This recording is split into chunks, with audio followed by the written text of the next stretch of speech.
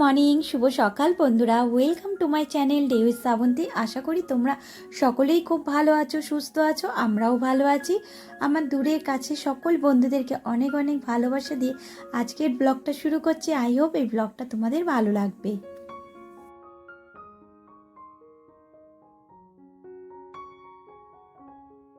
এখন ঘড়িতে 7:30 বাজতে যায়। আর আজকে মেয়ে কলেজে যাবে, তারও রান্না করতে হবে। চেষ্টা করি যে মেয়ে কলেজে যাওয়ার আগে দুপুরে যে রান্নাগুলো করব সেইগুলো যাতে ও খেয়ে যেতে পারে। আসলে সব রকম যে তরকারি তাই সেগুলো তো খেতে পারে না, তাই যতটা চেষ্টা করি একটু ডাল ভাত করে দেওয়ার। আর তারপরে দুপুরবেলা হয়তো আমাদের রান্নাগুলো করি, যেগুলো ও রাত্রিবেলা এসে খেতে পারে। তাই জায়গাগুলো না পুঁছে রাখলে এর ওপর দিয়ে ইঁদুর টিকটিকি সবই তো দৌড়াদৌড়ি করে। এখন তো টিকটিকি একটু কম হয়েছে, গরমকাল পড়লে আবার শুরু হবে। আর ঘরোয়া কিছু টোটকা করে দেখি, টিকটিকি তো দূর হয়েছে, কিন্তু ইঁদুর মশাইকে আমি কি করে দূর করব? কারণ ইঁদুর মশাইকে আমার কর্তামশাই অনেকবার খাঁচায় ফেলতে চেষ্টা করেছে, কিন্তু ওনারা খাঁচায় পড়ে না। তাই ওনাদেরকে দুটো করে খেতে দেই। আর ওদিকে আমি চালটা ভিজিয়ে রেখে দিলাম, আর মটর ডালটাও ভিজিয়ে রেখে দিলাম। আর এদিকে নিজেদের জন্য 2 কাপ চা বসাবো, মানে জল বসিয়ে দিলাম চা করব বলে।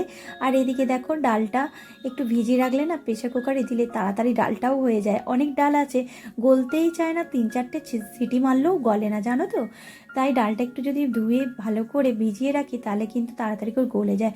ও আর একটা, যাদের মানে ধরো না আমার তো ডাল গলে না, তা মাকে একবার ফোন করেছিলাম, তখন মা বলেছিল একটু খাবার সোডা দিয়ে দে, দেখবি তাড়াতাড়ি করে ডাল গলে যাবে। দেখো কাজ করতে করতে তোমাদেরকে একটা টিপস দিয়ে দিলাম। তাই এখানে তো চাটা আমাদের রেডি হয়ে গেছে। আর দেখো বন্ধুরা, আমরা রান্নাঘরে সব সময় থাকি, তাই সেই জায়গাটা সব সময় পরিষ্কার থাকলে কিন্তু ভালো লাগে, কারণ রান্নাঘরে কিন্তু মা লক্ষ্মীর বিরাজমান। সংসারের শান্তি মঙ্গলের জন্য আমি রাতে এই দুটো কাজ করি না। যেমন হচ্ছে, একটা হলো এঁটো বাসন রেখে দেওয়া, আর দ্বিতীয়টা হচ্ছে জামা কাপড় ভিজিয়ে রেখে দেওয়া। আর যখন আমার শরীর খুব খারাপ লাগে তখন কিন্তু এঁটো বাসন না মাজতে পারলেও আমি সেগুলো জল দিয়ে ভালো করে ধুয়ে রেখে দেই। আর আমি যদি না পারি, কর্তামশাই সেই কাজটা করে রাখে। আমার বাপের বাড়িতেও একই নিয়ম চলে, এখনও পর্যন্ত সেই নিয়মগুলোই মা মেনে চলে। যেহেতু ঠাকুমা শিখে গেছে, কারণ বড়দের কাছ থেকে তো ছোটরা শেখে, তেমন আমিও আমার মায়ের কাছ থেকে এই গুণগুলো নিয়েছি। আমি রাতেই ঠিক করে রাখি কোন কোন জামা কাপড়গুলো কাচবো, আর জামা কাপড়গুলো বার করে রাখি, আর সকাল হতেই ওগুলোকে ভিজিয়ে দেই, তাহলে তাড়াতাড়ি কাজটাও হয়ে যায়।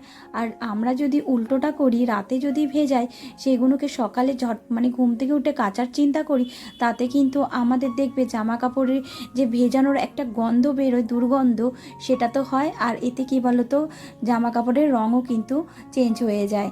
তাই কি বলতো, ওইরকম না করে যদি আমরা এইভাবে কাজটা করি তাহলে কিন্তু আমাদের কাজটাও তাড়াতাড়ি হয়, আর জামা কাপড়গুলোও ঠিক থাকে, আর জামা কাপড় থেকে গন্ধটাও বেরোয় না। জানো বন্ধুরা, আমাদের কিছু ভালো অভ্যাসের জন্য সংসারে অনেক ভালো হয়, সংসারের শান্তি মঙ্গল বজায় থাকে, একের অন্যের প্রতি বন্ডিংটাও ভালো হয়। আমাদের অজান্তেই বুঝতে পারি না কেন আমাদের সাথে এই রকম হয়। আমাদের কুঅভ্যাসের জন্য কিন্তু অনেক কিছুই খারাপ হয়ে যায়, আমরা তা বুঝতেই পারি না। তা একটু সতর্ক থাকাটা আমাদের খুবই দরকার। এই তো তোমাদের সাথে কথা বলতে বলতে আমার কিন্তু পেঁপে দিয়ে মটর ডালটা হয়ে গেল, আর ওদিকে কিন্তু ভাতটা বসিয়েছি। আর এরপরেই ঝটপট করে কিন্তু বাঁধাকপিটাও বসিয়ে দেবো। ভাতটা তো আমার সিটি মারা গেছে, শুধু উপর দিয়ে দেখো তুলে দিলাম। আর এই যে গরম ভাতটাই কিন্তু মেখে দিয়ে দিচ্ছি। আর মাখছি এই কারণেই, এতে যেহেতু পেঁপে আছে, আর আমার মেয়ে কিন্তু পেঁপেটা সেরকম খেতে পছন্দ করে না, তাই পেঁপেগুলো ভালো করে চটকিয়ে ভাতের সাথে মিশিয়ে দিলাম। আর এখানে বাঁধাকপিটা বসিয়ে দিয়েছি। আর ভাবছিলাম প্রথমে যে হলুদ দেবো না, হলুদ ছাড়াই খাবো, তারপরে ভাবলাম যে না, একটু হলুদ দিই, রং চং হলে তরকারি দেখবে খেতে কিন্তু ভালোই লাগে। আর এইদিকে দেখো আলুটা কিন্তু একটু লালচে করে ভেজে রেখেছি, আর ওখানে তো আমার পেঁপে ডাল হয়ে গেছে, আর আলু ভেজে রেখে দিয়েছি এই কারণে যে কর্তামশাই যেহেতু বাঁধাকপিটা খায় না তার জন্য। আর পাঁপড় ভাজা রয়েছে। আর এরপর আলুগুলো দিয়ে দিলাম। আমি বাঁধাকপিটা একটু পাঁচফোড়ন আর কাঁচা লঙ্কা দিয়েই করলাম, আর ওপর থেকে একটু আদা গ্রেট করে দিয়ে দিয়েছি।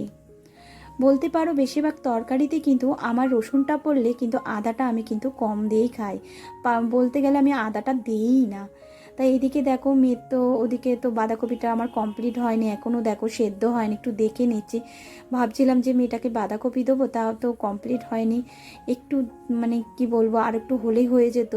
একটু কি বলছি ভালোই বেশ হবে। দেখো আলুটা তো লালচে করে ভেজেছি বলে আলুটা সেদ্ধ হয়েছে, কিন্তু বাঁধাকপিটা একটু গায়ে মাখা মাখা হলেই তাহলেই ভালো লাগে। তা মেয়েকে একটা ডিম ভেজে দিলাম।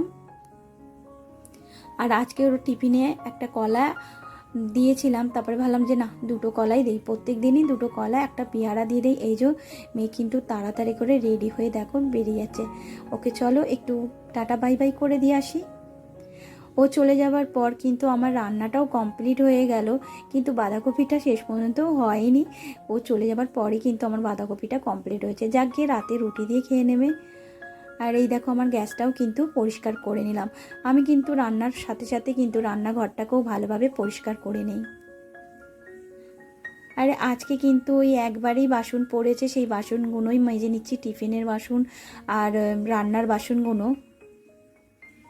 আর এই দেখো পাকার সমস্ত, যেহেতু শীতকাল পড়েছে তাই কর্তামশাই পাকা এগুলোকে পরিষ্কার করবে বলে সব কটাকে নামালাম, আবার ধুয়ে আবার তুলেও রাখছি, পরিষ্কার করা হয়ে গেছে। আর পাখাটা যা ধুলো হয়েছিল দেখো কত সুন্দরভাবে পরিষ্কার করা হয়েছে। আমি না এগুলো করতে একটু ভয় পাই, কারণ কোন সময় ঘাড় বেঁকিয়ে পড়ে যাবে বাবা, তার জন্য। আর এই দেখো এরপর কিন্তু আমি খাওয়া দাওয়াও করে নিচ্ছি। আর এই একবারই তোমাদের সাথে কিন্তু সন্ধেবেলা হাজির হলাম, জামা কাপড়গুলো তুলেছি ওগুলোকে ভাঁজ করে এবার চলো আলমারিতে রেখে দেই।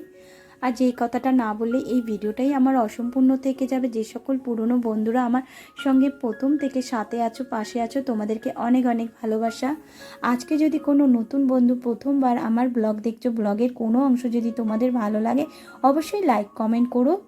তোমাদের একটা লাইক আমাকে পরবর্তী ব্লগ বানাতে অনেকটা মোটিভেট করে, আর তোমাদের মিষ্টি মিষ্টি কমেন্ট পড়তে আমার খুব ভালো লাগে। সন্ধে তো দিয়ে দিয়েছি, তারপরেই মেয়ে বললো যে মা আজকে একটু পকোড়া করো। তা পকোড়ার জন্য কিন্তু আমি একটু বাঁধাকপি একটু সরিয়েই রেখে দিয়েছি, যে সন্ধেবেলা মেয়ে এলে তাহলে ওকে একটু পকোড়া করে দেবো। একটু টিফিনটা যদি রেডি করে রেখে দিই না তাহলে কিন্তু ঝটপট করে হয়ে যায়। তা বাঁধাকপির মধ্যে আমি একটু পাওভাজি মশলা দিলাম, আর কাঁচা লঙ্কা, বেসন আর হচ্ছে লঙ্কার গুঁড়ো দিয়েছি।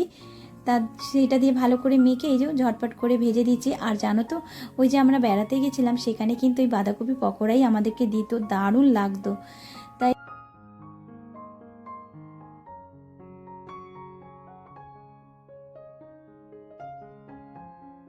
কর্তামশাই দুপুরবেলা খাওয়া দাওয়া করেই একবারে কর্মক্ষেত্রে বেরিয়েছে, আস্তে আস্তে অনেকটাই রাত্রির হবে।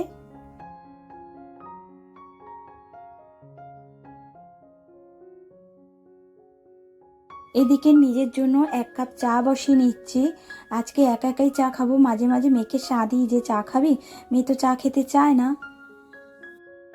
এখানে তো চা কমপ্লিট হয়ে গেছে, নিজের জন্য এবারে বেড়ে নিচ্ছি। তা বন্ধুরা এখানেই ভিডিও শেষ করব। তোমরা ভালো থেকো, সুস্থ থেকো, সাবধানে থেকো। আবার হাজির হব একটা নতুন দিনের সঙ্গে, নতুন ব্লগের সঙ্গে। টাটা।